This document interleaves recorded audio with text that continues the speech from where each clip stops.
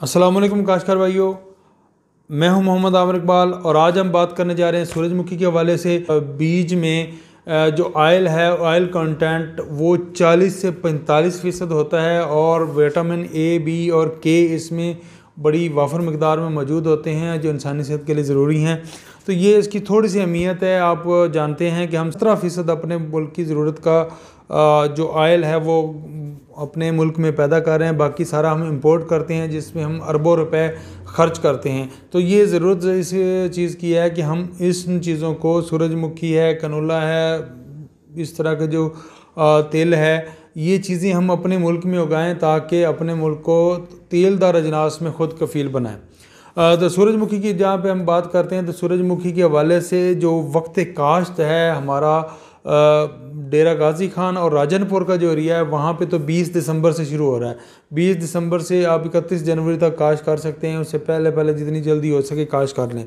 बहावलनगर है, लोधरा है, मुल्तान है, मुजफ्फरगढ़, ये जो एरियाज़ हैं इनमें आप 1 जनवरी से 31 जनवरी तक आप इसकी काश कर सकते हैं। और बाकी जो एरिया हैं फैसलाबाद, मियांवाली, साहिवाल और जितने भी एरियाज़ हैं उनमें आप 15 जनवरी से 15 फरवरी तक काश कर सकते हैं। तो मोटी सी अगर मैं बात करूं तो 20 दिसंबर से शुरू हो रहा है इसका टाइम और 15 फरवरी तक इसका टाइम है। आप इसके दौरान काश कर सकते हैं, लेकिन आप जितना जल्दी इसको काश करेंगे इसकी कटाई के बाद आप उस कपास भी उस खेत में लगा सकेंगे। तो ये वक्त काश के हवाले से है।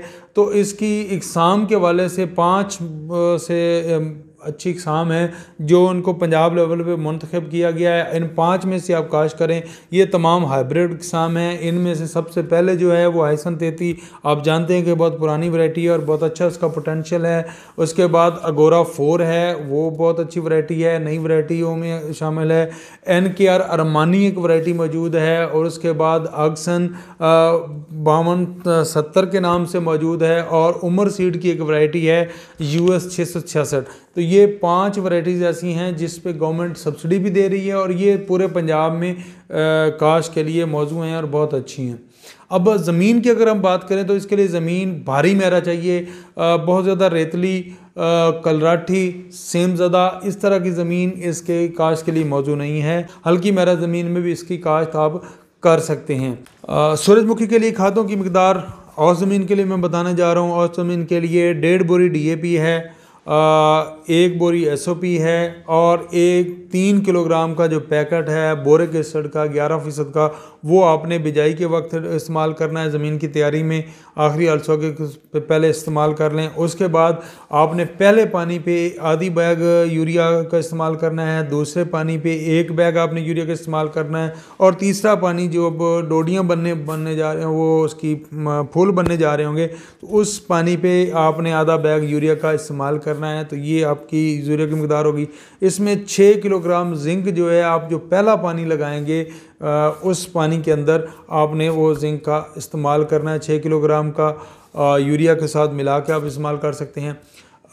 आबपाशी के हवाले से अगर मैं बताता चलूँ तो 3 से 5 पानियों की ज़रूरत होती है। मौसम की शिद्दत को देखते हुए अगर मौसम खुश्क होगा, बारिशें नहीं होंगी तो पानी 5 की तरफ चले जाएंगे और अगर मौसम सही होगा तो वो 3 पानी लगेंगे। तो इनमें से पहला जो पानी है रोईदगी के 20 दिन के बाद, जैसे उगाव हो गया, उगाव के 20 दिन बाद आपने लगा देना है। अगला पानी इसके 20 दिन के बाद और उसके बाद जो अगर आपके जो पानियों की मकदार होगी वो फूल बनने पे एक आपने पानी देना है, फिर बीज बनते वक्त एक आपने देना है और एक दोधी हालत में। ये 3 पानी ज़्यादा अहम है। उससे पहले आपने वो लगाए हैं। इस दौरान अगर फसल आपसे पानी डिमांड करती है, मांगती है, फसल महसूस करवाती है तो आप इसके दरमियान भी आप दे सकते हैं। तरीका काश के हवाले से अगर मैं बात करूं तो इसको ज़्यादातर कोशिश करनी चाहिए आप खेलियों पे काश करें। ताहम आप ड्रिल भी आप इसको कर सकते हैं। तो खेलियां हों या ड्रिल हो तो वो आपकी 2.5 फुट की जो लाइन से लाइन का फासला होना चाहिए। 9 इंच के ऊपर पौधा लगाना चाहिए। अगर आपका उगाव फीसद बीज का 100% है तो वो हर सुराख में 1 दाना लगाएं। अगर 90 या इससे कम है तो फिर आप हर सुराख में 2 लगाएंगे और बाद में छिदराई करके जो कमज़ोर पौधा होगा उसको आप निकाल देंगे और पौधे से पौधे का फासला 9 इंच आप रखेंगे। ये इसकी बिजाई के हवाले से आ गया। आबपाशी की बात होगी। अब कीड़े मकोड़ों की बात करते हैं तो कीड़े मकोड़े आप जानते हैं कि ये बिल्कुल कॉटन की तरह की फसल है और कॉटन के ही टाइम पे आ रही है, तो कॉटन में हमला करने वाले तमाम जो कीड़े मकोड़े हैं इस पे हमला करते हैं, लेकिन इसका दुरानिया कम होता है। इस दुरानिया कम होने की वजह से वो एक आध स्प्रे या 2 स्प्रे से ही हम इसको कवर कर लेते हैं। ख़ासकर ज़्यादा ख़तरा में से दीमक से होता है, तो दीमक के लिए हम 1 लीटर क्लोरपेरिफास उसको फ्लड कर सकते हैं। चोर कीड़ा भी इसमें आता है, टोका भी इसमें आता है, तो उनके लिए तमाम चीज़ें मुतबादिल हमारे पास मौजूद हैं, हम उन चीज़ों को इस्तेमाल करते हुए लेके जा सकते हैं। लैम्डा साइलोथ्रीन इब्तदाई हालत में फसल के ऊपर आप कर दें तो उससे स्ट्रेस इतना नहीं आता, क्योंकि हमने खादें इस्तेमाल की होती हैं। तो लैम्डा साइलोथ्रीन 50 ml फी 20 लीटर पानी के हिसाब से अगर आप स्प्रे कर देंगे तो वो भी कवर हो जाएगा। तो ये सफ़ेद मक्खी के हवाले से स्पायरोटेट्रामेड है या पेरिप्रोक्सीफेन है, आप इनका इस्तेमाल कर सकते हैं। तो इस तरीके से तमाम वो कीड़े आते हैं जो कपास पे आते हैं, तो वो इसी तरीके से आप इसको मैनेज करेंगे। बीमारियों के हवाले से अगर मैं बात करूं तो बीमारियां भी कॉटन वाली तकरीबन सारी आती हैं, और सबसे अहम जो इसकी बीमारी है वो चारकोल राट है। और चारकोल राट जब आ जाती है तो वो पौधे के तने जो हैं वो पिचक जाते हैं, और पिचकने के बाद वो गिर जाते हैं। तो इस बीमारी के लिए ये जिस खेत में आ जाए, जिस वैरायटी में आ जाए, वो वैरायटी और उस खेत में आप वो अगली दफ़ा सूरजमुखी ना लगाएं। तो इस तरीके से आप इसको मैनेज कर सकते हैं। 2 ग्राम से 2.5 ग्राम फ़ी किलोग्राम बीज के हिसाब से आपने थायोफिनेट मिथाइल आप लगा के अब इसको काश्त करेंगे तो उससे भी काफ़ी हद तक बीमारियों से बचा जा सकता है।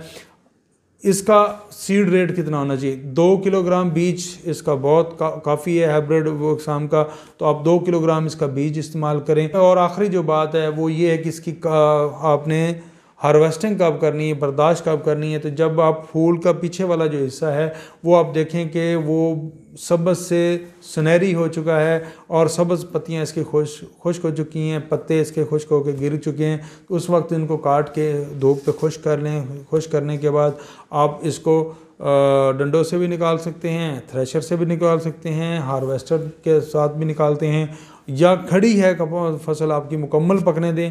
अगर आपने हार्वेस्टर से कटाई करानी है तो उसको मुकम्मल पकने दें। जब मुकम्मल वो तैयार हो जाएगी तो उसके बाद आप हार्वेस्टर लगा के इसकी कटाई कर सकते हैं। 8 से 10% से ज़्यादा नमी नहीं होनी चाहिए जब आप इसको स्टोर करने जा रहे हैं। तो ये तमाम बातें आज सूरजमुखी के हवाले से थी।